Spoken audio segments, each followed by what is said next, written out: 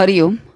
સવારના બીજા સત્રમાં આદરણીય દેવાંગભાઈ શાહ, માનનીય લીલાબેન, માનનીય ભારતીબેન અને આપ સૌનું હાર્દિક સ્વાગત. માનનીય લીલાબેનને નમ્ર વિનંતી કે શ્રી દેવાંગભાઈ શાહનું સન્માન કરે.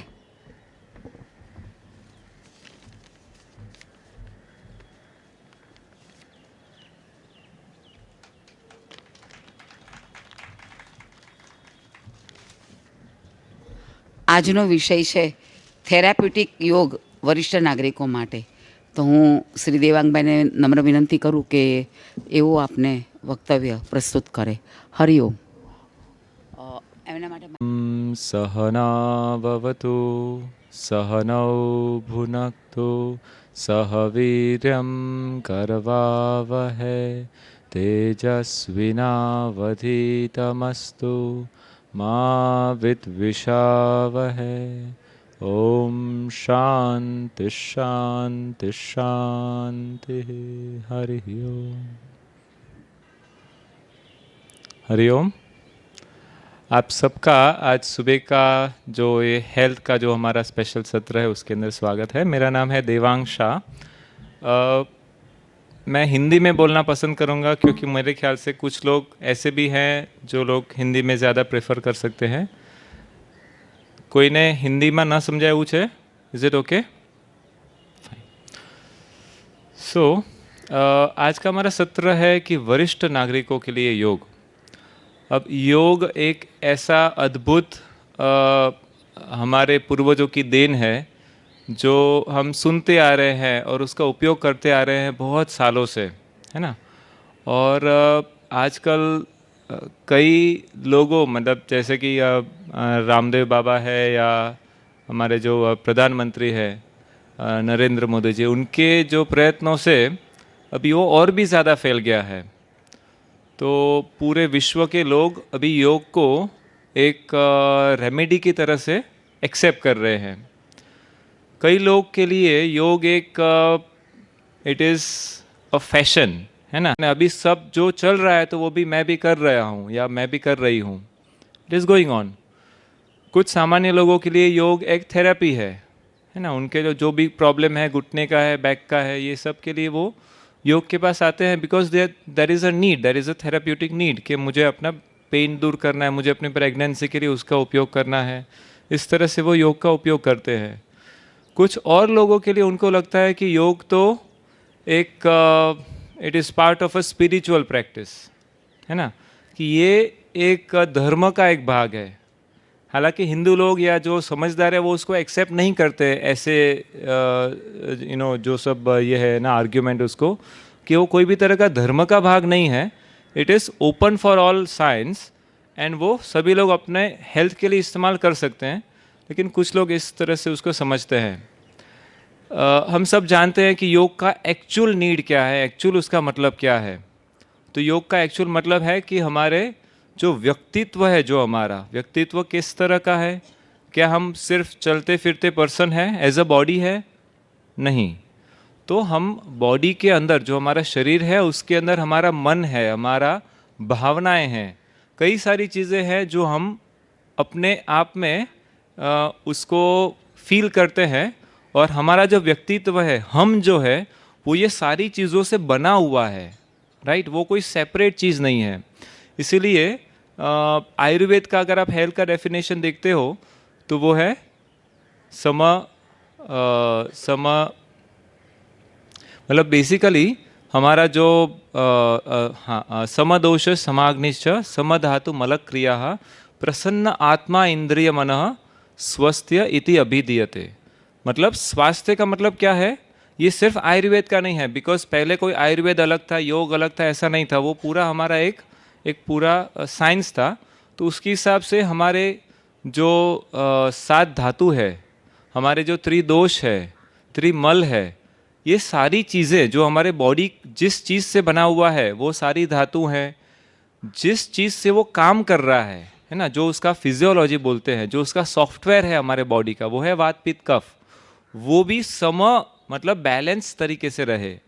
जो हमारे जो सारे अग्नि हैं जिससे हमारा पचन हो रहा है, अगर हम एप्पल खाते हैं तो एप्पल में से खून बनना चाहिए आफ्टर ऑल. वो जो सारे अग्नि है और खून में से फिर आगे के सप्त धातु तक उसका ट्रांसफॉर्मेशन होना चाहिए। तो ये जो हमारे अंदर के जितने 7 धातु के 7 अग्नि है और 5 हमारे जो पंचभूताग्नि है और एक हमारा मेन डाइजेस्टिव फायर, ये 13 हम लोग अग्नि समझते हैं। ये सभी चीज़ें बैलेंस तरीके से रहे तो हम मैक्सिमम हेल्दी फील करेंगे। तो ये सारी चीज़ों को हम बैलेंस तरीके से रखते हैं। उसके अलावा जो मल है हमारे शरीर के अंदर, मल कौन से वेस्ट प्रोडक्ट कौन से हैं? तो है हमारा जो मोशन है, स्टूल्स, उसके बाद में यूरिन, ठीक है, और एक स्वेटिंग, स्वेट। ये 3 हमारे प्रमुख मल है।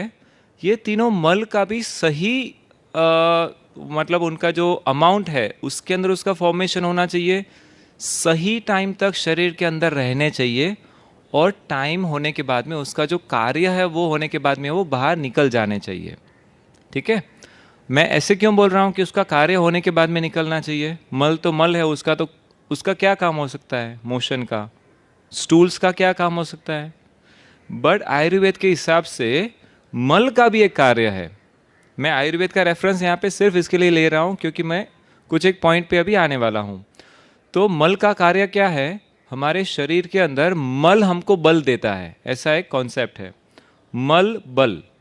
तो ये जो मल है, अगर हम शरीर के अंदर कुछ देर तक, पर्टिकुलर अमाउंट ऑफ टाइम तक अगर मल अंदर रहता है तो वो शरीर को एक बल के स्वरूप में फील होता है। देखिए, अगर आपको लूज मोशन हो गए, है ना, प्रवाही का लूज मोशन हो जाते हैं, अगर ज़्यादा हो जाते हैं तो ज़्यादा मोशन निकल जाता है, उसके बाद में हमें कैसा लगता है? थकान सा लगता है, बहुत वीक। अगर आप शांति से अच्छे से फील करेंगे ना, तो हर एक बार मोशन, अगर आपको लूज मोशन नहीं भी हुआ है, जस्ट नॉर्मल, अगर आपको मोशन हो गया ना, फिर आपको थोड़ा सा थकान सा लगेगा, रिलीफ लगता है, लेकिन उसके साथ में देर इज़ अ थकान feeling, there is a tiredness feeling, because वो है जो हमारा अंदर का शक्तिदायक जो फीलिंग था वो कम हो जाता है। ठीक है, तो हम हेल्थ का जो डेफिनेशन देखते हैं, तो ये हेल्थ का डेफिनेशन हमारे फिजिकल और हमारा जो डाइजेस्टिव और ये सब के अलावा हमारा प्रसन्न आत्मा इंद्रिय मनः। तो हमारे जो शास्त्र है वो बहुत हजारों साल पहले आत्मा की बात ऑलरेडी कर रहे हैं, उनका डेवलपमेंट आत्मा से हो रहा है। ठीक है, तो जब आप फिजिकली फिट है लेकिन मेंटली फिट नहीं है, अगर आप मेंटली प्रसन्न नहीं रहते हैं तो भी आप स्वस्थ नहीं है। ठीक है, तो ये जो हमारा बेसिक अंडरस्टैंडिंग है, WHO ने भी यही कहा है कि हमारा जो पर्सनालिटी है, ओके, वो बहुत सारे स्तर पे बना हुआ है और खाली फिजिकल हमको कोई भी तरह का प्रॉब्लम नहीं होना है ना। अभी मुझे सर्दी खांसी नहीं है, घुटनों में पेन नहीं है, बैक में पेन नहीं है, तो क्या मैं स्वस्थ हूँ? नहीं हूँ। मुझे फिजिकली प्रॉब्लम नहीं होने के अलावा, ओके, मेरा पूरा जो पर्सनालिटी है, फिजिकल मेंटल स्तर पे भी मैं फिट होना चाहिए, इमोशनल स्तर पर, साइकोलॉजिकल एंड सोशल भी। ठीक है, ये सभी स्तर पर जब भी मैं पूरी तरह से इंटीग्रेटेड करके रहूं, मतलब मेरे साम्यता, सजगता और बैलेंस तरीके से जब मैं जी सकूं, तभी मैं सही मायने में स्वस्थ हूं। तो ये बैलेंस क्या है? क्या हम फिजिकली पूरी तरह से बैलेंस है क्या? अगर हम अपने आप को पूछेंगे तो are we fit enough? See, maybe we are not having any problem right now, but are we balanced? Maybe yes, maybe no. Mentally are we balanced? Yes और नो? मेंटली कभी हम लोग बहुत ज़्यादा एक extreme में होते हैं, बहुत प्यार सबके लिए, अच्छी भावना बात, और थोड़ी देर के बाद में कुछ हुआ तो सीधी दूसरी तरफ पहुंच जाते हैं, सबके लिए तिरस्कार, ऐसा हो जाता है, या गुस्सा हो जाता है, या है ना, वो थोड़ा सा मूवमेंट के बीच में कुछ सेकंड के लिए जो वो सेंटर में आता है ना, वो घड़ी का क्लॉक, ऐसे कुछ सेकंड के लिए हम लोग बीच बीच में सेंटर हो जाते हैं, फिर वापस मूवमेंट चालू रहता है। और योग और अदरवाइज अंडरस्टैंडिंग में हमारे बहुत सारे प्रॉब्लम है वो साइकोसोमेटिक है। सब प्रॉब्लम शुरू होता है मन से। अगर हम मन को सही मायने में सेंटर में रख पाए, बैलेंस तौर पे रख पाए, तो हमें ये दोनों एक्सट्रीम का जो इफेक्ट है वो हेल्थ के ऊपर बहुत बहुत ज़्यादा बुरा होता है। अगर हम सेंटर में बैलेंस तरीके से रख सकते हैं तो हम पूर्णतः, जो मैंने अभी पर्सनालिटी की बात की थी, फिजिकल, मेंटल, इमोशनल, ये सभी लेवल पर स्वस्थ तरीके से रह सकते हैं। Okay, So now the next question is, how exactly do we remain in the balance? Okay, because one of the definition of yoga is also samatvam yoga uchyate, है ना. samatvam is a equanimity. अगर मुझे बहुत ज़्यादा अच्छा life में और ज़्यादा सक्सेस मिल रहा है, सब लोग मेरा बहुत चाहना हो रहा है, मेरा बहुत वाह वाह हो रहा है, तो मैं अच्छा फील कर रहा हूँ. दैट डजेंट मीन कि I am flying in the air. और अगर कोई मुझे बोल देता है कुछ भी, कोई हमें कुछ भी बोल देता है, घर वाले बोल देते हैं कोई, that doesn't mean that we should be feeling totally broken down. तो वो जो समत्वम का फीलिंग है, that comes with the satsang also, with the right understanding, with the right knowledge. अगर आप एकदम सेक्लूडेड जिंदगी जीते हो, सिर्फ काम करते हो, घर का काम पूरा बस, तो आप में वो जो अंडरस्टैंडिंग है वो शायद क्रिएट नहीं हो पाती है. अभी आज सुबह का जो यहाँ पे सत्संग था, या कहाँ हम लोग बहुत सारी जगह पे टीवी ऑन करते हैं तो सत्संग सुन सकते हैं. अगर हम ऐसे राइट सत्संग जो सही मायने में हमारे लिए हेल्पफुल है वो सुनते भी रहेंगे ना, तो हमारे मन में जो अंडरस्टैंडिंग है वो क्लियर होती रहेगी. That will help our psychological mental aspect to remain in a healthy condition. और वो मेंटल एस्पेक्ट हमारे शरीर के ऊपर भी इफेक्ट करेगा, ताकि हम शारीरिक रूप से भी अच्छी तरह से हेल्दी रह सकते हैं. अब हम ये देखें कि अगर ओल्ड एज की बात करते हैं, तो ओल्ड एज में किस तरह के हमें प्रॉब्लम्स ज़्यादा फील होते हैं. बेसिकली ओल्ड एज मतलब क्या, तो शरीर के कुछ धातु हैं, जो हमारे सारे टिश्यूज़ हैं, तो जो टिश्यू नए बनने की जो प्रक्रिया है वो कम हो जाती है.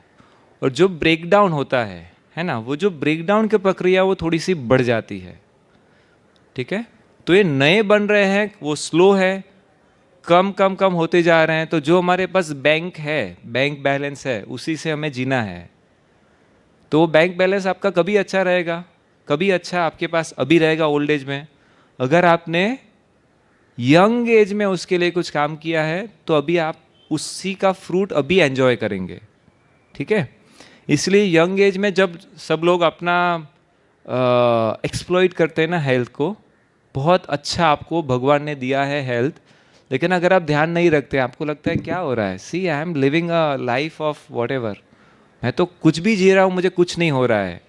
लेकिन ये बात सही नहीं है, बिकॉज अंदर ही अंदर आपके शरीर को हर एक गलत काम से, हर एक गलत तरीके के आपका जो आपका लाइफस्टाइल है, उससे आपके शरीर मन हर एक लेवल के ऊपर ब्रेक डाउन हो रहा है. ठीक है, even in the younger age. So the actual, अगर हम फिट रहना चाहते हैं, तो अपने संतानों को, अपने जो पर पोते सब लोगों को हेल्थ का इंपॉर्टेंस समझाएं. कैसे समझाएंगे? लेक्चर दे करके? वो तो ऐसे भी वो लोग बोर हो रहे हैं, बहुत लेक्चर दे रहे हैं आप लोग, है ना. लेकिन आप अपने एग्जाम्पल से उनको समझा सकते हैं, है ना. तो मैंने देखा है कि बहुत सारे बुजुर्ग लोग हैं ना, बहुत पर्टिकुलर रहते हैं अपने हेल्थ के बारे में. That is so much nice. तो पर्टिकुलरनेस हमें सब लोगों को, उस अभी सब हमें पता ही है कि पर्टिकुलर रहना है, लेकिन हम उसको इम्पोर्टेंस को समझने के बाद में इम्प्लीमेंट कम करते हैं, है ना. लाइफ में लाने के जब भी बात होती है ना, तो हम लोग वो भूल जाते हैं. तो ज्ञान योग एक योग का एक पार्ट है, जहाँ पे हम लोग, एक होता है भक्ति योग, आप भक्ति करो और आप अपने जो इंडिविजुअल सेल्फ और जो अपना ब्रह्मन है, आप उसके साथ में एकमय होने का हमारा उद्देश्य होता है. ऐसे ज्ञान योग का उद्देश्य होता है कि हम नॉलेज पाएं. लेकिन ये नॉलेज पाए मतलब क्या, अभी आप पेपर में पढ़ते हो, बहुत सारी चीज़ें हमें पता है कि हेल्थ के लिए क्या ज़रूरी है, हमारे के लिए क्या ज़रूरी है. अगर मुझे डायबिटीज़ है तो मुझे पता है कि मुझे मीठा नहीं खाना है. लेकिन ये पता होने से क्या कुछ फ़ायदा होता है क्या? नहीं. जब तक हम उसको इम्प्लीमेंट नहीं करेंगे तब तक फ़ायदा नहीं होगा. मैं 10 साल से पार्किंसंस के ऊपर काम कर रहा हूँ. ओके, कैसे हम थेरेप्यूटिक योग का उपयोग कर सकते हैं पार्किंसन और कैंसर के ऊपर. तो मैं काफ़ी हज़ारों पेशेंट्स के साथ में डील करता हूँ हर साल, कि किस तरह से उनको योग का इफ़ेक्ट हो रहा है पार्किंसन और कैंसर के ऊपर. मैंने देखा है कि जो लोग समझते हैं, सुनते हैं और उसको इम्प्लीमेंट करते हैं, आप अगर 2 लोग को पकड़ेंगे, समझेंगे, 2 लोगों का health status supposedly almost same था, 60 ईयर्स के एज पे उनको पार्किंसन का इफेक्ट शुरू हुआ, 70 ईयर्स के एज पे आप अगर दोनों को देखेंगे, तो एक पर्सन है वो सिर्फ दवाई ले रहा है और अपना नॉर्मल लाइफ जी रहा है, जो भी हिसाब से जी रहा है वो पार्किंसन का पेशेंट। दूसरा है वो भी आप देखेंगे वो भी दवाई ले रहा है, लेकिन वो उसके साथ में फिजिकल मेंटली एक्टिव है, ठीक है। वो अपने फिजिकल हेल्थ के लिए आसन कर रहा है, एक्सरसाइज। मैं ये नहीं बोल रहा हूँ कि मैं योग का हूँ, इसके लिए मैं सिर्फ योग को ही सपोर्ट कर रहा हूँ। कोई भी तरह का एक्सरसाइज कर रहा है, वॉकिंग कर रहा है, जिमिंग कर रहा है, अलग अलग साइकिलिंग कर रहा है, स्विमिंग कर रहा है, कर सकते हैं। वो अगर कर रहा है, मेंटली अपने आप को एक्टिव रखता है पजल्स खेल के, तो उसका आपको हेल्थ देखेंगे हो तो आपको ज़मीन आसमान का फ़र्क लगेगा। एक दो दिन का इफेक्ट नहीं है, वो सालों उसका, अगर वो अच्छी तरह से प्रैक्टिस करता रहेगा तो you can feel a lot of difference. और वो सही मायने में अपना हेल्थ को आपको उसके अंदर उसका प्रतीति होता है, ठीक है। क्योंकि एक लेवल के बाद में अगर आप हेल्दी नहीं होते हो ना, तो फिर आपको जीने की जो इच्छा होती है ना वो कम हो जाती है। अगर आप एकदम हेल्दी हो, अच्छे हो, तो आप लाइफ को अच्छी तरह से एंजॉय कर सकते हो और लास्ट मोमेंट तक आप जी सकते हो, औरों को इंस्पायर कर सकते हो। तो ये बहुत ज़रूरी है कि इस लेवल के बाद में क्या करें, उसके ऊपर अभी हम बात करेंगे। क्योंकि यंग एज में तो जो करना नहीं करना था वो हो गया है। तो इस एज में अगर हम देखेंगे तो after any point it is never too late. सबसे पहली बात आपको वो समझने की है कि ऐसा नहीं है कि अभी तो एज हो गया है, अभी के बाद में कुछ नहीं हो सकता है। अभी आज के क्षण में भी अब अगर आप डिसाइड कर लें कि मैं अपने लिए कुछ अच्छा करने के लिए सोच रहा हूँ और मैं करने का प्लान कर देता हूँ, प्लान मतलब मैं इम्प्लीमेंट कर देता हूँ, क्योंकि प्लान तो कई बार करते हैं लेकिन इम्प्लीमेंट नहीं हो पाता है। तो मैंने जो स्टडी किया है इतने सालों का, तो मैंने देखा है कि कुछ एज रिलेटेड प्रॉब्लम्स है जो सभी को आते हैं, ठीक है। तो उसमें से पहला हम लोग जस्ट ऐसे ही सभी प्रॉब्लम्स को एक बार देखते जाते हैं एज पर द एरिया। तो एक प्रॉब्लम होता है कि memory loss. As the age grows, memory loss, सिर्फ मेमोरी लॉस एक चीज़ है, उसके अलावा ब्रेन का जो फंक्शनिंग है ना वो भी थोड़ा सा डल हो जाता है। थोड़ा याद रखने में, उसको वापस याद आने में, ये सभी चीज़ों के अंदर थोड़ा सा डल हो जाता है। जो आपका प्रोसेसिंग स्पीड है वो भी थोड़ा डल हो जाता है, ठीक है। तो this one thing is the brain functioning becomes dull. Secondly there is a effect on the eyes also, कि हमारा जो आँखों का जो दृष्टि है वो थोड़ा कम हो जाता है, वीक हो जाता है। शरीर में अगर सही मायने में आप देखेंगे तो एज हम लोग जो बोलते हैं, एज किस चीज़ की एज होती है शरीर के अंदर आप देखेंगे तो mainly effect of age is main on the heart, on the kidneys and on the spine and on the brain. This four areas are mainly affected, ठीक है। हमारा हार्ट है, हमारा ब्रेन है, हमारे किडनीज है और हमारा स्पाइन है। तो ये चार एरियाज के ऊपर एज का इफेक्ट सबसे ज़्यादा होता है। जो लोग यंग अपने आप को रखते हैं उनके ऊपर ये चार ऑर्गन्स के ऊपर अगर हेल्दी है तो बाकी का शरीर को प्रॉब्लम नहीं है, आपके हाथ पैर को प्रॉब्लम नहीं है इतना, आपके जोड़ों को लिए इतना प्रॉब्लम नहीं है, वो तो हेल्दी हो सकते हैं वो वापस। लेकिन अगर आपके चार ऑर्गन में कुछ भी प्रॉब्लम है ना, तो फिर उसी के वजह से आप जल्दी से जल्दी डिट्यूरेट हो जाते हो हेल्थ के अंदर, ठीक है।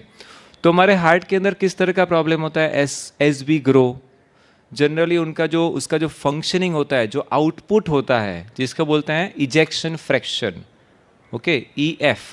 तो वो ई एफ है वो हमारा ड्रॉप हो जाता है, ओके।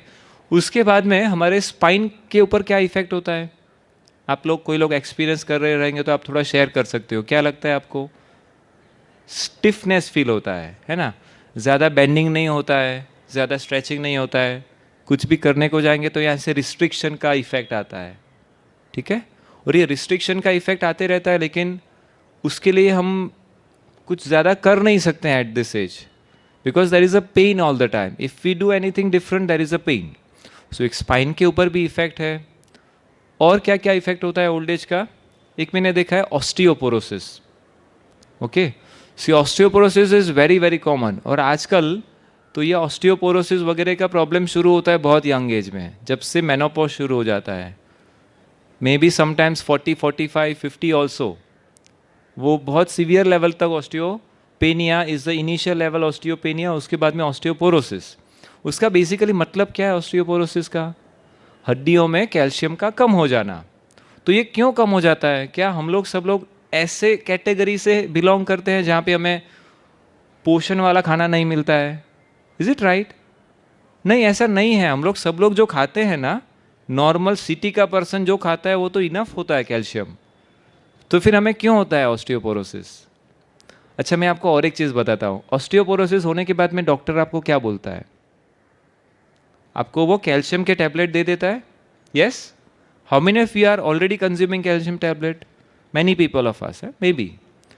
फिर भी आपको, अगर आप टेस्ट करवाएंगे तो आपके अंदर डेफिनेटली ऑस्टियोपोरोसिस का अभी भी इफेक्ट रहेगा। तो फिर क्यों नहीं हुआ इफेक्ट? खाना भी अच्छा है, टैबलेट भी ले रहे हैं, राइट? ऑस्टियोपोरोसिस का इफेक्ट क्या होता है मैं आपको समझाता हूँ। अगर ओल्ड एज में ऑस्टियोपोरोसिस है और अगर थोड़ा सा भी इम्बैलेंस हो गए ना, कभी चलते चलते बाथरूम में कुछ ऐसे करके थोड़ा सा भी ऐसे गिर गए ना, तो सीधा हड्डी टूट जाता है। ओके, सीधा ब्रेक हो जाता है हड्डी। ऐसे होता है। Yes, we have seen so many of our home. सभी लोगों को देखा है जरा भी गिर जाते हैं। और आप अगर सही तरीके से देखेंगे ना, तो वो गिरने के बाद में बैड लक होता है, तो फिर कभी नॉर्मल पे नहीं आ सकते, क्योंकि फिर वो एक ऐसे नीचे की तरफ का कर्व शुरू हो जाता है। There is a more and more problem. So osteoporosis is one more problem. उसका ट्रीटमेंट क्या है योग के अंदर? ओके, हम लोग सभी चीज़ों का देखते जाएंगे। अभी मैंने ऑस्टियोपोरोसिस के अंदर थोड़ा सा हम लोग डिटेल में देखते हैं। तो ऑस्टियोपोरोसिस का अगर टैबलेट लेते हैं फिर भी है, तो योग के अंदर हम देखते हैं तो mainly it is the exercise which is main important, which is missing. ठीक है, हमारा शरीर का इफेक्ट कैसा है कि शरीर एडप्ट करता है। एडप्ट मतलब आपके ज़रूरियात के हिसाब से शरीर चेंज होते रहता है। मैं आपको एग्जांपल देता हूँ। अगर आप नवरात्रि में विदाउट चप्पल घूमते हैं, बाकी के पूरे 11 महीने अच्छे से, नवरात्रि का जो 10 दिन है तभी आप विदाउट चप्पल घूमते हैं, तो क्या होता है? चप्पल के बिना अदरवाइज आपका स्किन जो सॉफ्ट था, अच्छा था, मुलायम था, विदाउट चप्पल घूमने से क्या होगा? 10 दिन में पैर का जो स्किन है वो हार्ड हो जाएगा। यस, बराबर है। तो ये हार्ड हो जाता है, वो किसने किया हार्ड? शरीर ने अपने आप को एडप्ट, अपने आप को चेंज करता गया एज पर द नीड। ठीक है, अभी हमारा पूरा दिन का जो लाइफस्टाइल है ना, वो कैसा है पता है? यहाँ पे बैठे हैं, यहाँ से थोड़ा सा चलेंगे, गाड़ी में बैठ करके हम अपने घर पे जाएंगे, वहाँ पे थोड़ा सा चल करके सीधा बैठ जाएंगे सोफे पे, थोड़ा थोड़ा बाथरूम में जा करके बैठ जाते हैं, कभी एक्सरसाइज करने का मौका नहीं मिलता है। ठीक है, तो ये अगर शरीर को इस तरह का लाइफस्टाइल फील हो रहा है अपने बॉडी को, तो वो बोलता है ज़रूरत क्या है मुझे बोन को स्ट्रॉन्ग करने का, तो वो सारा कैल्शियम निकाल के अपने और कुछ यूज़ में ले लेता है और आपके बोन्स को विदाउट कैल्शियम, कम से कम कैल्शियम के लेवल पर ला करके छोड़ देता है। ठीक है, if you start to exercise, आपके फूड में से और आपका वो जो कैल्शियम का गोली है उसमें से वो कैल्शियम एब्जॉर्ब करना शुरू कर देगा। क्योंकि जब भी आपने थोड़ा सा एक्सरसाइज किया, तो एक्सरसाइज का मतलब मैं क्या बोल रहा हूँ एग्जैक्टली, कि हमें थोड़ा सा पाउंडिंग एक्सरसाइज करना ज़रूरी है। पाउंडिंग का मतलब क्या होता है? ऑस्टियोपोरोसिस के लिए पाउंडिंग एक्सरसाइज मतलब क्या होता है? जहाँ पर हमें जो अपना बोन्स का जो पूरा स्ट्रक्चर है ना, वहाँ पे थोड़ा सा जर्क का इफेक्ट हल्का हल्का आना चाहिए।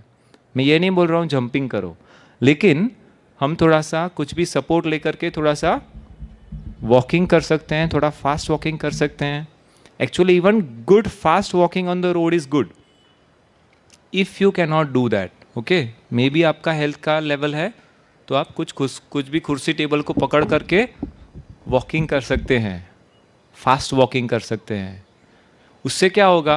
अगर आप इस तरह से वॉकिंग करेंगे तो आपको पता चलेगा कि सारे बोन्स के अंदर से हल्का हल्का उसका हल्का हल्का पाउंडिंग इफेक्ट आ रहा है। If you do this for couple of months, your calcium level in the bones are much better. This is not only exercise which will help, but this is one of the exercise. उसके अलावा जितने भी हम लोग अभी थोड़ी देर में जो सारे एक्सरसाइज देखने वाले हैं, वो भी सब कैल्शियम एब्जॉर्प्शन के लिए अच्छे हैं। बोन्स के अंदर सीधा वो खींचने लगता है कैल्शियम को। ठीक है, तो ये हुआ ऑस्टियोपोरोसिस का भी one of the old age का प्रॉब्लम है। उसके अलावा है जो ऑल ओवर, एक होता है कॉन्स्टिपेशन का प्रॉब्लम, है ना, ये बहुत कॉमन प्रॉब्लम है ओल्ड एज के अंदर। तो ये भी हमें फेस करना है। अब हम थोड़ा सा योग के जो हमारा कंट्रीब्यूशन है योग का, उसके अंदर क्या करना है उसके प्रति, उसके तरफ जाते हैं। तो अगर आप लोग कंफर्टेबल हो, अपना सामान थोड़ा सा बाजू में रख दो, क्योंकि मैं सिर्फ लेक्चर के बजाय थोड़ा सा फील करता हूँ कि हम लोग प्रैक्टिकल भी करेंगे, तो आप उसका उपयोग कर पाओ घर पे जा करके, ठीक है। तो सबसे पहला है, अच्छा और एक चीज़ जो मैंने देखा है, आप लोग सब लोग उससे अग्री करने वाले हो, कि ओल्ड एज के अंदर जैसे जैसे एज बढ़ती है ना, वैसे पर्सन को हमें ऐसा लगता है कि उनका हाइट है वो थोड़ा सा शॉर्ट हो रहा है, हाइट थोड़ा सा कम हो गया। ऐसा क्यों लगता है? क्या आपको ऐसे लगता है कि हाइट थोड़ा सा छोटा हो जाता है? थोड़ा सा, एक आधा 1 सेंटीमीटर 2-3 सेंटीमीटर थोड़ा कम हो जाता है। That is because of all the joints are shrinking. हमारे जितने जोड़ है ना, जॉइंट्स है ना, पूरे स्पाइन के जॉइंट्स, हाथ पैर, सारे जॉइंट्स में हल्का सा श्रिंक हो जाता है। तो जो गैप उसको चाहिए था जॉइंट के अंदर मूवमेंट करने के लिए, वो थोड़ा सा कम हो जाता है। और वो बहुत फ्रैक्शन ऑफ अ मिलीमीटर हर एक जॉइंट से होता है, तो सब मिला करके थोड़ा सा ज़्यादा हो जाता है, उतना आपका हाइट थोड़ा सा श्रिंक हो जाता है। तो अगर हम अच्छे से स्पाइन को खींचेंगे, अगर खींचने वाली एक्सरसाइज करेंगे, तो जो ये श्रिंकिंग है ना, वो थोड़ा हम प्रिवेंट कर सकते हैं और उसको और थोड़ा बढ़ा सकते हैं, ठीक है। तो हम लोग सबसे पहला करते हैं कि हमें जितने हमारे जॉइंट्स हैं ना, उसको रोज़ सुबह को खींचना है, ठीक है, रोज़ खींचना है। और हम लोग, कई लोग ऐसे खींचना है मतलब थोड़ा सा ऐसे करके हाँ हो गया है, ऐसे ऐसे नहीं, प्रॉपरली खींचना है, ठीक है। तो अभी यहाँ पे भी मैं क्या करता हूँ कि हर एक का उम्र का हिसाब से, हर एक का जो जो पॉसिबिलिटी है, कोई लोग खड़े हो सकते हैं तो खड़े रह के करो, कोई लोग बैठ करके कर सकते हैं, कोई लोग लेट करके कर सकते हैं और खड़े नहीं हो सकते, उनके लिए भी हमको चेंज करके उनको समझाना है। तो पहला है जो लोग खड़े हो सकते हैं, तो हम लोग जो लोग भी खड़े हो सकते हैं खड़े हो जाएंगे, खड़े नहीं हो सकते, इम्बैलेंस लग रहा है तो बैठे रहेंगे, ठीक है। क्या करेंगे? इंटरलॉक करना है फिंगर्स को, टर्न करना है फिंगर्स को और खींचना है। अभी ऊपर आने का जरूरत नहीं है पैर के ऊपर, जस्ट पैर को ऐसे ही पूरा पूरा नीचे रखिए और अपने हाथ को खींचिए, पूरा पूरा खींचिए, रिलैक्स कर दीजिए, रिलैक्स कर दीजिए। एक बार भी खींचने से थोड़ा अच्छा लगेगा, ठीक है। Interlock, stretch. अभी जो आपने स्ट्रेच किया है, कम से कम 2 से 3 इंच और लंबा होना चाहिए आपका height. Okay, start, pull up, stretch up. ये साइड में से सब कुछ जगह निकालो, आगे से जगह निकालो, स्पाइन में से थोड़ा और लंबा, एंड देन रिलैक्स।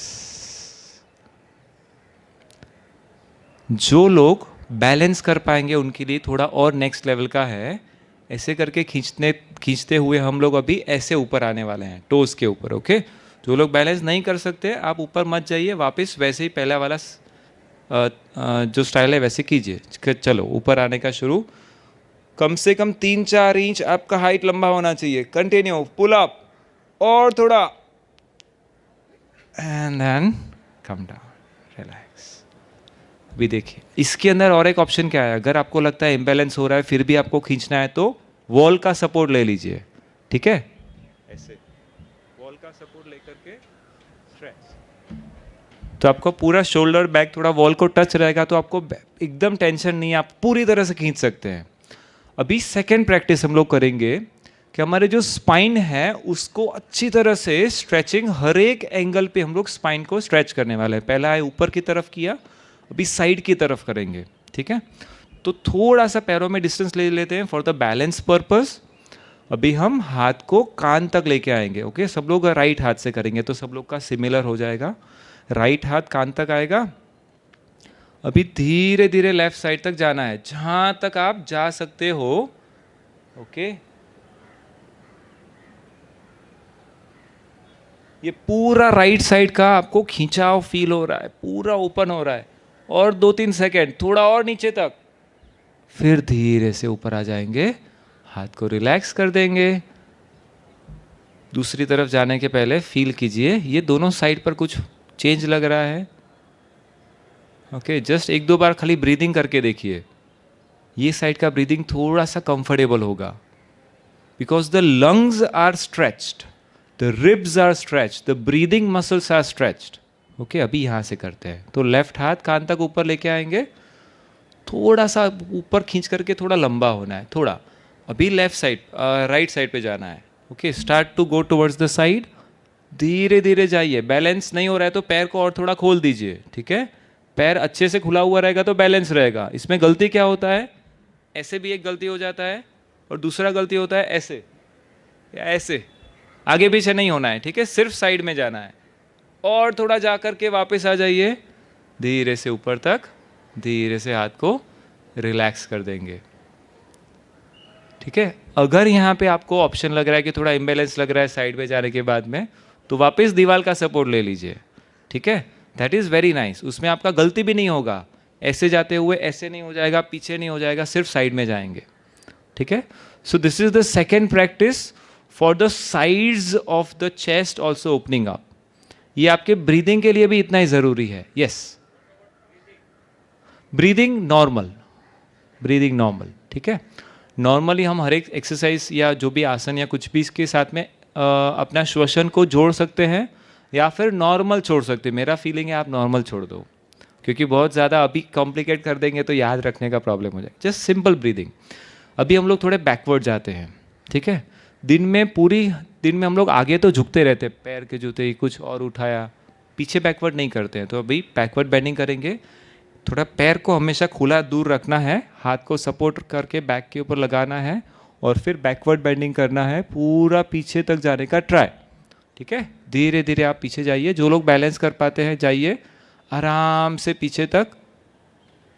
आपके देखिए पेट के अंदर स्ट्रेच हो रहा है, बैक के अंदर पूरा स्ट्रेचिंग होकर के वो पीछे की तरफ खुल रहा है। धीरे से ऊपर आ जाइए।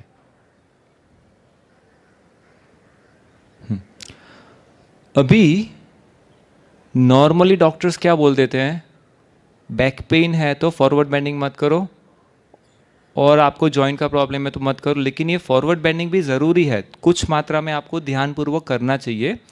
तो हम लोग फॉरवर्ड बेंडिंग हाफ वे तक करना है। और दूसरा क्या है, गलत क्या प्रॉब्लम होता है फॉरवर्ड बेंडिंग से, मैं आपको दो तरीके फटाफट बताता हूँ, आप लोग देख करके मुझे बताइए। पहला है, दूसरा है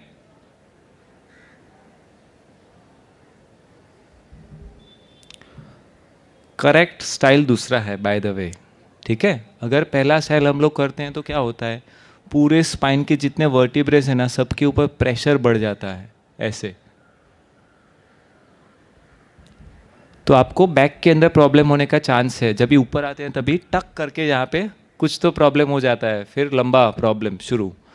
तो आपको जब भी फॉरवर्ड बेंडिंग रोज़ करना ज़रूरी है, लेकिन हाफ तक जाइए। अगर आपको प्रॉब्लम लग रहा है, अगर आपको एज के हिसाब से इतना श्योर नहीं है, हाफ तक जाइए, लेकिन करिए ज़रूर, ठीक है। कैसे करना है, बैक को सीधा रखते हुए बेंडिंग यहाँ से करना है, बैक से बेंडिंग नहीं करना है, यहाँ हिप से करना है। कैसे, हाथ ऊपर करना है और सीधा स्पाइन रखते हुए, एक बार सिर्फ देख लीजिए, फिर हम लोग साथ में करेंगे। या फिर अगर आपको इम्बैलेंस लग रहा है तो आप हाथ को ऐसे रख करके भी नीचे जाइए, लेकिन फेस सामने रखिए,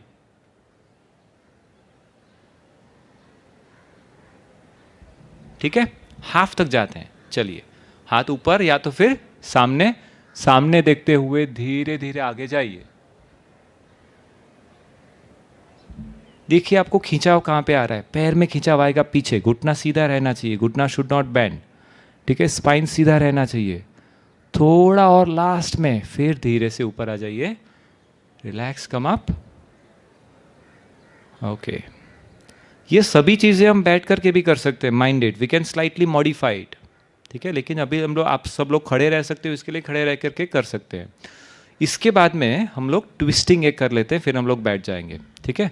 ट्विस्टिंग का मतलब क्या, अगर आपको चक्कर या वर्टिगो नहीं है तो आप ये आराम से कर पाएंगे। हल्का सा ऐसे हाथ को रखना है, वो मोटू वाला feeling, and then slightly move it to the side, हल्का हल्का राइट, हल्का हल्का लेफ्ट। पहले छोटा छोटा मूवमेंट कीजिए और फिर थोड़ा थोड़ा आप बढ़ा सकते हो। If you are feeling comfortable, पैर को हमने थोड़ा वाइडन रखा है, थोड़ा सा बढ़ा सकते हो। कहाँ पे इफेक्ट आ रहा है, क्या, stretching in the abdomen, yes, अंदर के ऑर्गन्स के अंदर हल्का हल्का स्ट्रेच फील कर पाते हैं, right. and then slowly sit down, slowly sit down.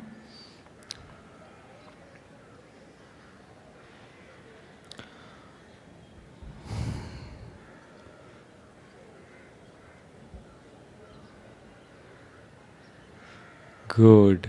How do you feel now? थोड़ा अच्छा लगता है, एक्टिव हो गए ऐसा लगता है? Feel fresh, feel light, feel good.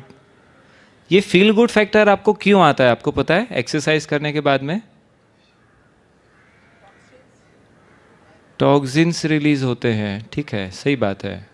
According to science, there was a research done that why do one person feel better and better with the exercise or with dancing or with whatever physical activity? Why do you feel better? So there is a more secretion of the particular endorphins.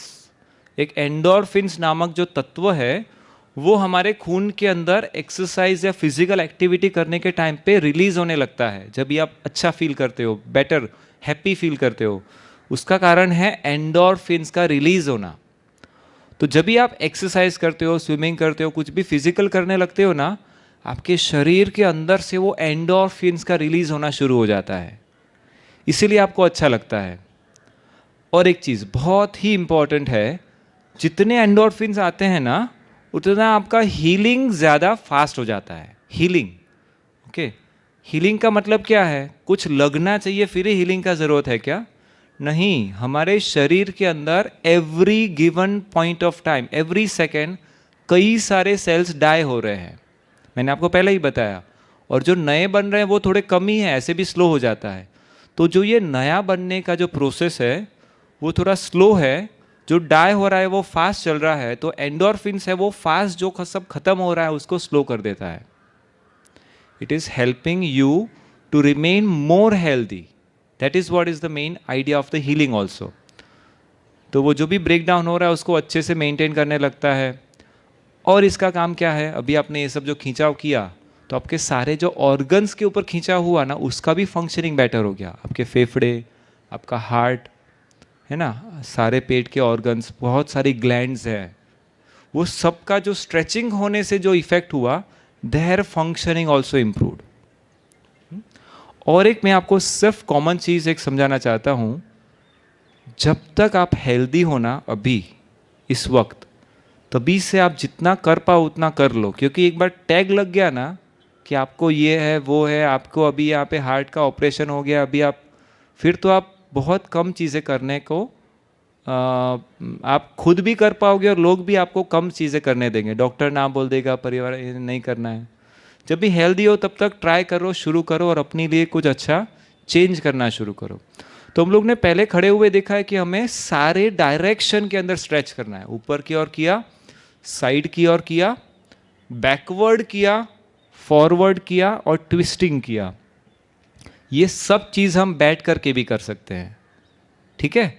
तो मैं आपको सिर्फ एक बार chair का version समझा देता हूँ. Chair के ऊपर बैठ करके ये सब कैसे करेंगे. ठीक है. फास्ट में आपने ये सब किया ही है बट क्विकली मैं आपको समझा देता हूँ.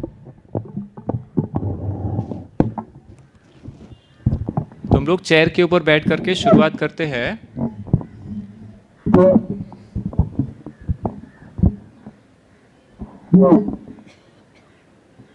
Okay. So I will just show you quickly in the sitting position also.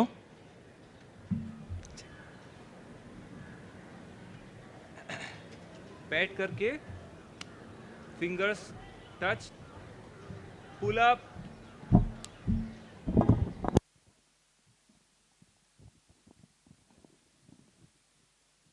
Right हाथ को राइट यहाँ पे सपोर्ट लेकर के घुमाना. ठीक है. आपको प्रयत्न क्या करना है, ये यहाँ से ये हल्का सा स्ट्रेच हो और आप दूर तक जा पाओ. रिलैक्स कर लो, बीच बीच में थोड़ा सा आराम करना है. अभी दूसरी तरफ जाएंगे. ठीक है.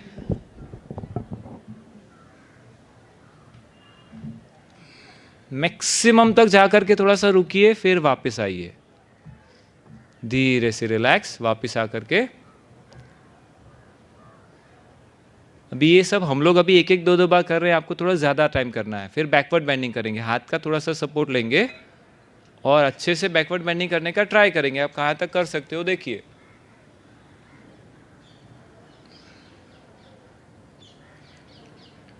गुड। धीरे से वापस आ जाइए, धीरे से।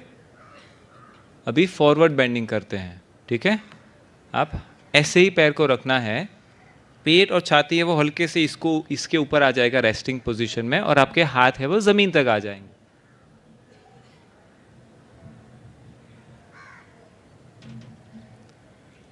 Slowly feel the pressure slightly on the abdomen and the chest, then slowly come up. Slowly come up. Relax. अभी हम लोग ट्विस्टिंग करते हैं, ठीक है। ट्विस्टिंग का मतलब क्या है? चेयर के ऊपर राइट हाथ से लेफ्ट वाला इसको पकड़ो, हैंडल को, दूसरा हाथ से पीछे वाला हैंडल पकड़ो। एक बार खाली मुझे देख लो, एक बार बैक को सीधा करना है और फिर टर्न करना है। बैक को सीधा रखना जरूरी है, ठीक है। Hold it, keep the back straight and then start to turn. Slowly come back. Will go to the other side now. दूसरे साइड से हैंडल को पकड़ो, बैक को सीधा करो और फिर टर्न करो। टर्न करते हुए भी अपने आप को सीधा रखना जरूरी है। क्या लग रहा है जब भी आप टर्न करते हो? तो फील करो शोल्डर में, बैक में, स्पाइन में और पेट में, राइट, खिंचाव आ रहा है। Very good. Slowly come back to the centre and then relax. This is also important because all the abdominal organs they are getting pressed. जिसको कॉन्स्टिपेशन का ज़्यादा प्रॉब्लम रहता है ना, आप सिंपल है, बहुत ज़्यादा पानी नहीं पीना है। क्योंकि कई बार ऐसा होता है कि पानी पियो, सब लोग बोलते रहते हैं, ज़्यादा पानी पी लिया फिर इनडाइजेशन हो जाता है। Because as you grow old, आपको जो डाइजेस्टिव फायर जिसको बोलते हैं, जो एसिड होता है वो कम होता है। That is a limited amount of acid. ज़्यादा पानी पी लेने से वो एसिड के ऊपर डाइल्यूशन बहुत हो जाता है, फिर आप डाइजेशन के इश्यूज से परेशान होना शुरू होते हो।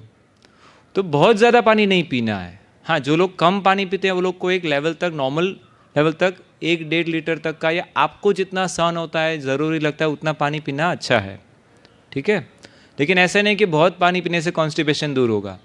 पानी पीना के बाद में अगर आप सुबह को थोड़ा सा ऐसे इस तरह का स्ट्रेचिंग करोगे, थोड़ा ऊपर वाला स्ट्रेचिंग, थोड़ा थोड़ा साइडवर्ड वाला, बैकवर्ड वाला, ज़्यादा फॉरवर्ड वाला नहीं तो बाहर का थोड़ा आपको उपके जैसा लग सकता है। तो इस तरह का आप स्ट्रेचिंग करेंगे तो आपको और अच्छा लगेगा, because the intestines they will get slightly stretched. Okay. इसके अलावा अभी हम मेमोरी एंड ब्रेन फंक्शनिंग के लिए जो बहुत ज़्यादा ज़रूरी है वो भी देख लेते हैं। वो है हमारा फॉरवर्ड बेंडिंग, ठीक है। उसको एक्चुअल में हम लोग को करना चाहिए वो है इन्वर्जन। जब भी जो लोग थोड़े से सीनियर सिटीजन के लेवल के आसपास पहुंच गए हैं, अभी भी फिट है, या ऑलरेडी सीनियर सिटीजन है अभी भी फिट है, तो आप लोग थोड़ा सा इन्वर्जन के ऊपर ध्यान देंगे। पैर को ऊपर, सिर को थोड़ा सा नीचे की तरफ, ठीक है। तो ये होता है, नॉर्मली इसको बोलते हैं सर्वांगासन। अगर आप सर्वांगासन, शीर्षासन कुछ कर सकते हैं तो बहुत अच्छा है। हमारे जो गुरुजी थे BKS आयंगर जी, 95-96 ईयर्स के एज पे वो 45 मिनट्स तक शीर्षासन में रहते थे। शीर्षासन में, सिर नीचे पैर ऊपर, और 45 सेकेंड नहीं, 45 मिनट तक रोज आराम से। और वो रोज करते थे, ऐसे नहीं कि अभी तो मेरा एज 96 है, अभी मुझे क्या करने का ज़रूरत है, मैं सीख करके, अपने आप के सीख करके क्या करूँगा। लेकिन ऐसा नहीं है। वो जो उनका स्केड्यूल है, जो उनका साधना है, वो पूरी तरह से डेडिकेशन से करते रहते हैं। सो आपको भी ऐसा अपना एक साधना का पूरा एक ऐसे लिस्ट बनाना है, उसको करते रहना है। तो अभी हम लोग इन्वर्जन कैसे करेंगे? शीर्षासन कर सकते हैं क्या अभी? मेरा एडवाइस है मत करो, don't start right now, okay. इसके अलावा there are options that you can do. अभी यहाँ पे बहुत सारे कैटेगरी एज के लोग हैं, सबका फ्लेक्सिबिलिटी अलग है। मैं सिंपल वाला प्रैक्टिस आपको दिखाना चाहता हूँ, ठीक है, जो लगभग आप सब लोग कर सकते हो। तो ये है कि हमारा सिर नीचे आए ऐसा आसन क्या करे जैसे आपका ब्लड सर्कुलेशन यहाँ पे इंप्रूव हो, ठीक है। मैं आपको दिखा सकता हूँ। ये आप सपोजिंगली, ये आपका जो बेड है ना, गद्दी है सोने का, वहाँ पे ये आप सामने है, आप थोड़ा पैर फैला करके उसके सामने खड़े रहते हैं, और फिर आप क्या करते हैं, अपने सिर को नीचे लेके जाते हैं, प्रयत्न करते हैं कि आपका फोर हेड है वो ज़मीन यहाँ पे बेड के ऊपर सपोर्टिंग में आ जाए।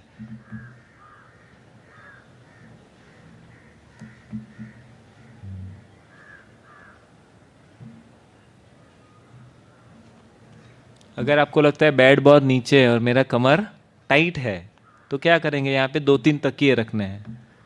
तकिए के ऊपर ऐसे नहीं झुकना है बेड, अपने बैक से, बैक को सीधा रखते हुए तकिए के ऊपर आपको रेस्टिंग करना है। समझ रहे हैं? मैं थोड़ा आगे आके दिखाता हूँ।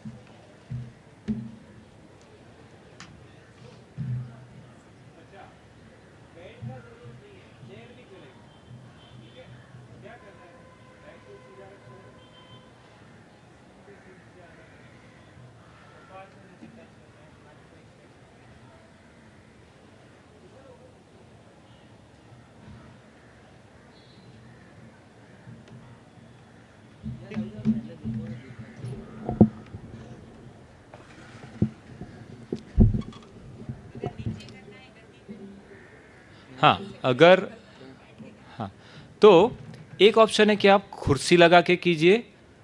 ऐसे जाने के बाद में है ना, जनरल फीलिंग ऐसा होता है कि आप जैसे अपना सिर को रिलैक्स कर देते हो ना, नीचे टच कर देते हो ऑन द तकिया वगैरह के ऊपर, तो फिर आपको सिर के अंदर से रिलैक्स फील होना शुरू होता है। ठीक है, आपको ऐसा लगता है कि मुझे अच्छा लग रहा है, मैं थोड़ी देर तक यहाँ पे रहना चाहती हूँ या चाहता हूँ। आपको ऐसे फील होगा, अच्छा लग रहा है। ऐसे लगेगा कि मन के अंदर है ना, थोड़ी देर के लिए वो शांत वाला फीलिंग आ जाएगा। बिकॉज इन्वर्जन का वो इफेक्ट है। इन्वर्जन मतलब जहाँ पे अपना सिर नीचे रहता है ना, उसका इफेक्ट है कि अगर ब्रेन की तरफ थोड़ा सा ज़्यादा ब्लड सप्लाई गया ना, तो आपको और ज़्यादा रिलैक्स होना शुरू हो जाएगा। ठीक है, और ये बिल्कुल सेफ है। आप कोई भी उम्र के लोग कर सकते हो, सिवाय कि आपको बहुत हैवी हार्ट का प्रॉब्लम है, बहुत ज़्यादा प्रॉब्लम है। कभी एक आध बार बहुत साल पहले ऑपरेशन हो गया है तो आप फिर भी कर सकते हो, there is no risk. Okay, और एक ऑप्शन है, आप इतना ज़्यादा नहीं झुक सकते हो तो थोड़ा सा इस इतने लेवल का भी आपके कुछ टेबल रहेगा, उसके ऊपर आप थोड़ा सा नीचे जाए, लेकिन फोर हेड आपका है ना वो रेस्ट होना चाहिए। That is the main idea. तो आप तकिया वगैरह रख दो, हाथ रख दो उसके ऊपर, सिर को रेस्ट कर दो। ठीक है, तो ये हो गया हमारे हार्ट के लिए। इससे आगे भी आप कर सकते हो। जो लोग और अच्छे हेल्दी है वो लोग और थोड़ा नीचे जा सकते हैं, या शशांक आसन, ये मतलब आप वज्रासन में बैठ करके अपने सिर को थोड़ा नीचे की ओर झुका सकते हो। वापस फोर हेड शुड रेस्ट, इधर हाथ के ऊपर आप आ जाइए या तकिए के ऊपर आ जाइए। तो ये और एक चीज़ है जो आपके ब्रेन के अंदर थोड़ा सा सर्कुलेशन बढ़ाएगा और आपको इंस्टेंटली अच्छा फील करवाना शुरू कर देगा। ठीक है, अभी मैं और एक चीज़ जो आपको कहना चाहता हूँ वो है प्राणायाम के बारे में।